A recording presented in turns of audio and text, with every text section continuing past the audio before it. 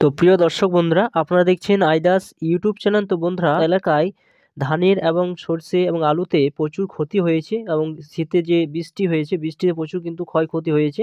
সেই সমস্ত চাষি ভাইতে কিন্তু ক্ষয়ক্ষতির কিন্তু টাকা কিন্তু দেবে, সেটি উল্লেখ করেছে রাজ্য সরকার তরফ থেকে, মুখ্যমন্ত্রী নিজে ঘোষণা করেছে। তো এইখানে রবি মরশুমের জন্য আপনারা যে সমস্ত বীমার জন্য আপনারা অ্যাপ্লিকেশন করেছিলেন, সেখানে টোটাল কত লক্ষ জমা পড়লো এবং কাদেরকে এই শস্য বিমায় ক্ষতিপূরণের টাকা দেওয়া হবে। তো সম্পূর্ণ আপনারা দেখতে থাকুন এবং এই চ্যানেলটা, এবং অবশ্যই যদি ভালো লাগে অবশ্যই চ্যানেলটা লাইক করবেন, চ্যানেলটা অবশ্যই সাবস্ক্রাইব করে রাখুন, পাশে থাকা বেল আইকনটি অবশ্যই আপনারা প্রেস করে রাখবেন। তো এখানে দেখতে পাচ্ছেন, এখানে অলরেডি বলা হয়েছে রবি মরশুমে ফসলের বীমার আবেদন প্রায় 7 লক্ষ কৃষিজীবীর। অর্থাৎ এবার কিন্তু রবি মরশুমের জন্য আবেদন করেছে প্রায় 7 লক্ষ। আপনারা জানেন খরিফ মরশুমের জন্য প্রায় 5 লক্ষ কৃষকের ক্ষতিপূরণ কিন্তু দেওয়া হয়েছে, আর রবি মরশুমের জন্য কিন্তু জমা পড়েছে 7 লক্ষ কৃষিজীবীর। 15 জানুয়ারি পর্যন্ত আবেদনে শেষ হওয়া 8টি ফসলের মধ্যে সর্বাধিক আবেদন জমা পড়েছে সর্ষের জন্য। অর্থাৎ এবার কিন্তু সর্ষের জন্য সবথেকে বেশি বীমার জন্য আবেদন জমা পড়েছে, সেটা কিন্তু উল্লেখ করছে এই রবি ফসলের জন্য। সর্ষের জন্য বীমার আবেদন করেছে প্রায় 2.5 লক্ষ চাষি। তো তার মধ্যে 2.5 লক্ষ চাষি কিন্তু সর্ষের জন্য আবেদন করেছে, এবং বাদবাকি যে ফসলগুলো রয়েছে এখানে দেখতে পাচ্ছেন, এখানে বলা হয়েছে যে রবি মরশুম ফসলে বীমার আবেদন করলেন প্রায় 7 লক্ষ চাষি। সর্ষে, গম, মসুর, ভুট্টা, খেসারি, ছোলা, আলু সহ মোট 8টি ফসলে বীমার আবেদন তারিখ 31শে ডিসেম্বর থেকে 15ই জানুয়ারি পর্যন্ত বাড়ানো হয়। তা জানেন যে 31শে ডিসেম্বর পর্যন্ত ছিল, কিন্তু আরও 15ই জানুয়ারি পর্যন্ত কিন্তু বাড়ানো হয়েছে। বড় ধানের জন্য চাষিরা 31শে জানুয়ারি পর্যন্ত বীমার আবেদন করতে পারবেন, এবং যারা বড় ধান অর্থাৎ খরা ধান লাগিয়েছেন তারা কিন্তু 31শে জানুয়ারি পর্যন্ত কিন্তু আপনারা আবেদন করতে পারবেন। তাছাড়া তিলের জন্য কিন্তু মার্চ মাস পর্যন্ত চাষিরা আবেদন করতে পারেন বীমার জন্য।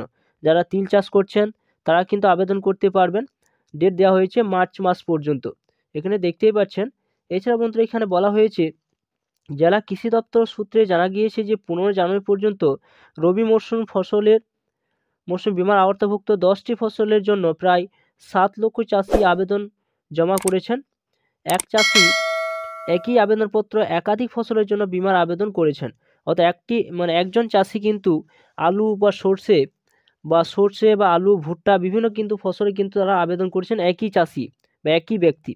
এখানে কিন্তু আরও উল্লেখ করা হয়েছে, এখানে বলা হয়েছে তবে 15 জানুয়ারি পর্যন্ত আবেদন মেয়াদ শেষ হওয়া 8টি ফসলের মধ্যে সর্বাধিক আবেদন জমা পড়েছে সর্ষের জন্য, এবং বলেছে যে সর্ষের জন্য বীমার আবেদন করেছে প্রায় 2.5 লক্ষ চাষি।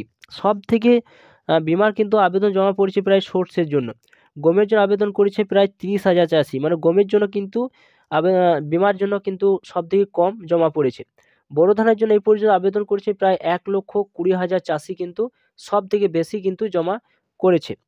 এছাড়া বলা হয়েছে কৃষি সূত্রে জানা গিয়েছে যে গত রবি মৌসুমে প্রায় 7.5 লক্ষ চাষি বীমার জন্য আবেদন করেছিলেন। তার মধ্যে জেলায় 125টি গ্রাম পঞ্চায়েতে প্রায় 1,63,000 চাষি প্রায় 63 কোটি টাকা ক্ষতিপূরণ কিন্তু তারা পেয়েছে।